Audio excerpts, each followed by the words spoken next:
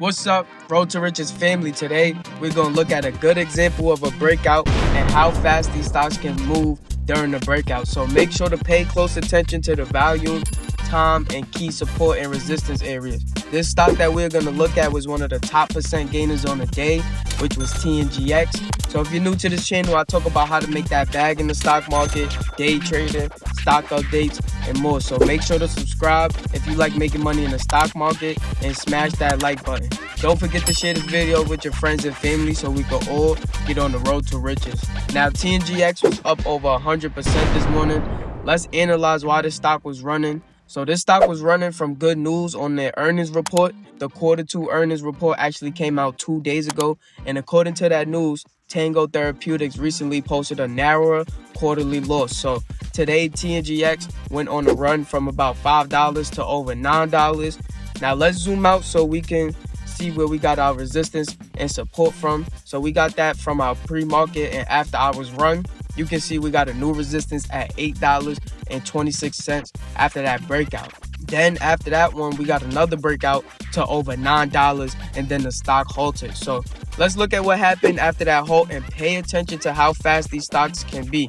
And pay attention to that resistance turning into support after the breakouts. You can also see the stock uptrending over that VWAP and VMA line for more confirmation.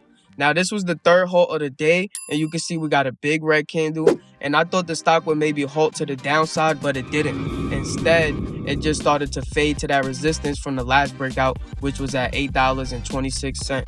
So before we see what happens next, what do y'all think is going to happen? What would y'all have done at this point? Or if you traded this stock, what did you do at this point? Would you have sold? Would you have scalped it? Would you have brought the stock? So pause the video and let me know in the comments. But next, you can see we get some sort of bounce from that breakout resistance, which is now support. And let's see what happens after. So after that drop of about 10%, the stock had a few dip buying opportunities and bounces from that breakout support. And the stock actually looked like it was holding on strong over support. However, after those few bounces, we saw a massive consolidation. And what y'all can't see, unfortunately, that's important in this process is the level 2. So do your research on the level 2 and keep that in the back of your mind, which is super important.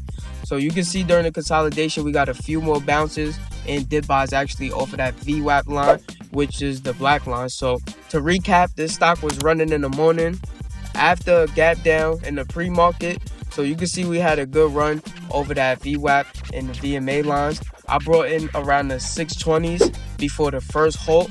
Then I started to sell when we got over that pre-market high and into strength, which was a little early, but not bad. So you can see the stock had a good bounce from that pre-market resistance at $7.37 into the high of the day at $9.39. Then the stock actually dipped 10%, which we talked about. So I'll zoom out and let y'all see this more clearly. And I always use multiple time frames to get better confirmation and to see these charts way more clearly. So again, you can see that pre-market resistance getting broken, and then we get a wild run to over $9. And then a small dip buy from that VWAP line after that big run. And that's all for the morning. And that's all my trade really consisted of, was that big run and then that big fade after. So after this, as I'm recording this video, the stock actually did fade all the way down. So if you was the type of person to be chasing these breakouts and things like that, you probably would have brought in that $9 area, and the stock is already all the way down, I believe back to $7 or something like that. So just be careful with these breakouts and just understand the process when you're playing these patterns. Now, let me know if y'all have any questions, but this is a great example of a breakout off of good earnings.